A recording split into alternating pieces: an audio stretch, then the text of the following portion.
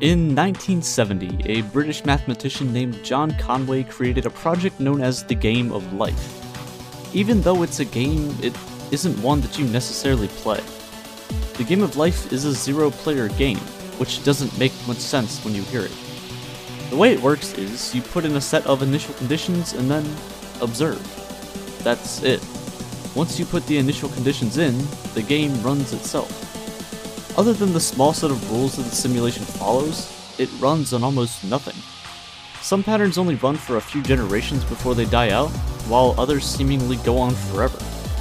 And this got me thinking, if a simulation as small as this, with very little variables, can result in something huge, what if we scale this up to, say, the size of a universe? A simulation that's more than just dots on a screen, but a simulation with galaxies, planets, and life. More importantly, if that is possible, how do we know that we aren't living in one of those simulations right now?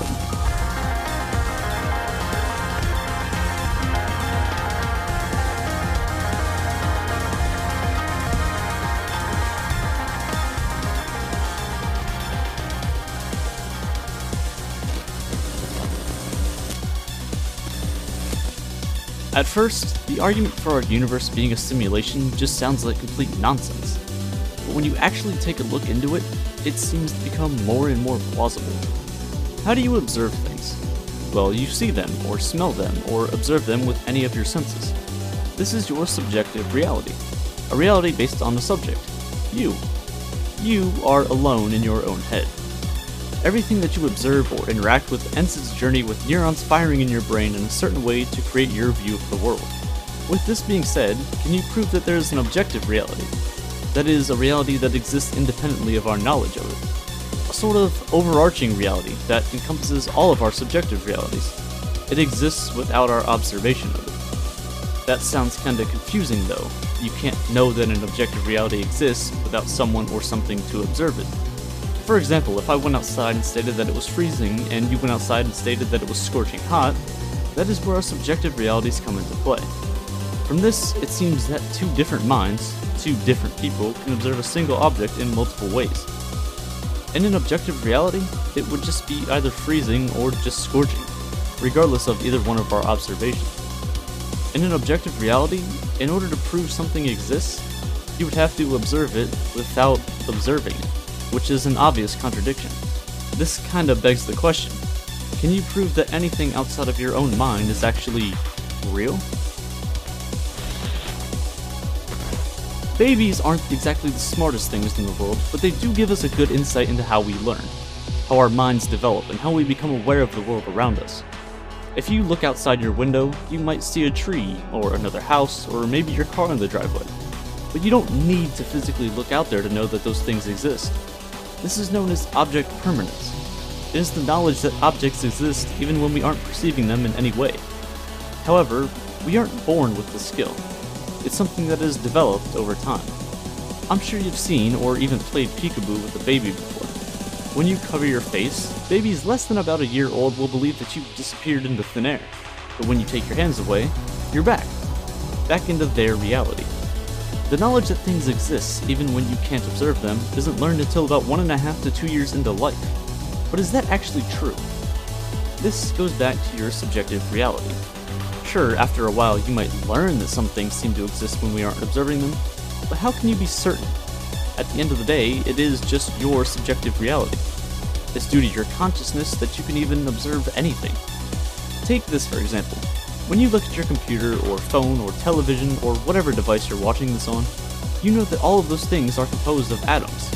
But you can't really see them, can you? It's not until we take a device such as a microscope to observe them that we can actually see these atoms that make up everything. We can't see them until they're observed closely. So if this is true, this can make simulating a universe a million times easier. Simulating an entire universe with billions of galaxies over billions of light years would take up a lot of computing power and would really just be a waste. All a post-human species would have to do is just simulate the consciousness of its subjects. Or maybe even subject. Is there any way to prove that anyone you talk to on a daily basis isn't just another function of code in the simulation?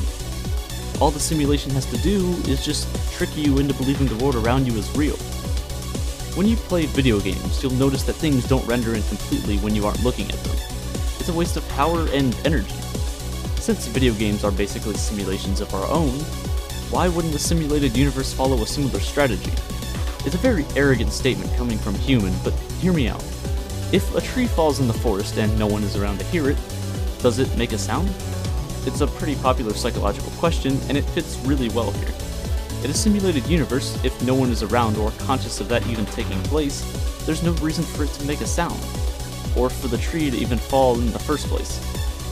If we stumbled upon that tree later on, it would just be lying on the ground to give the illusion that it fell. If we aren't observing galaxies in the Hubble Deep Field, what's the point of them existing in the simulation at all times? It could be possible that just bits and pieces of what we call the universe exist and are observed at a single time. If we look back at where technology was 100 years ago and compare it to now, you can see an obvious difference.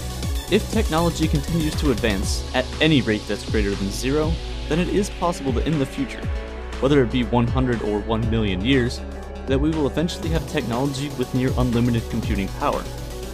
But all I keep talking about is power and energy. How would a civilization even get this kind of power? Remember those creepy Russian dolls that when you open them up, there's another doll inside, and then another and another? There's a concept that's basically that, but on a stellar scale. Take our sun, for example. It's really big and really hot, and it radiates a ton of energy. If we could somehow harness all of that energy, we could use it to simulate millions of universes simultaneously. But how are we supposed to gather all that energy? Using a little something called Matryoshka brains. If an advanced civilization was able to build a megastructure encompassing the sun in multiple layers, just like the dolls, they would have all of the sun's energy at their disposal. A civilization capable of this could most likely do this with multiple stars, and thus will be able to simulate as many universes as they'd like. We can run simulations on our own computers that project our universe on a large scale. The Illustrious project does this very well. Just like the game of life, the project is much like a zero-player game. The scientists who created the project gave it certain properties that match our universe near the beginning, and then just let it run. It's able to project our universe on a large scale very accurately, actually. And that's just with the computing power we have today. In the future, simulations like these will get more and more accurate until eventually, it may even be realistic. However, it cannot be perfect. When we observe atoms and attempt to view electrons or other particles, we cannot know both the position and momentum of these particles with 100% certainty. This is called the Heisenberg uncertainty principle. There's a limit to what we can know about the mass, energy, position, and time of a particle, meaning that in any simulation, there is no way to accurately represent everything exactly as it was. You can never truly have a perfect simulation of reality. It will always be slightly slower than the actual reality itself, even with an infinite amount of computational power at your disposal. In order to combat this, limits have to be put in place. Tricks and sleight of hand have to be used. A good example is this.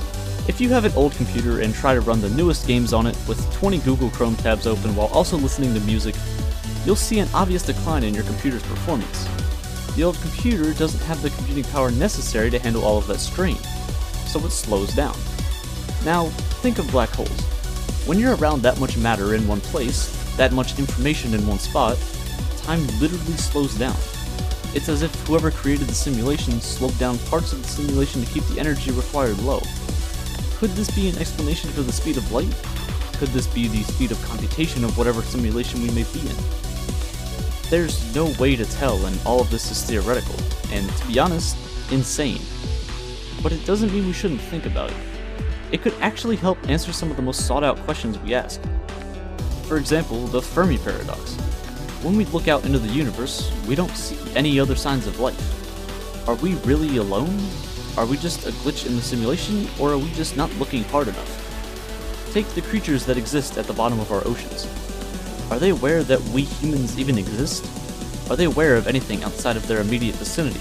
Do they know that they're living on a big rock floating around a hot ball of gas orbiting some big black hole of death in the center of the galaxy that sucks anything and everything in? Probably not. What if we're just like those creatures, but the furthest that we can observe or are aware of is what we call the observable universe?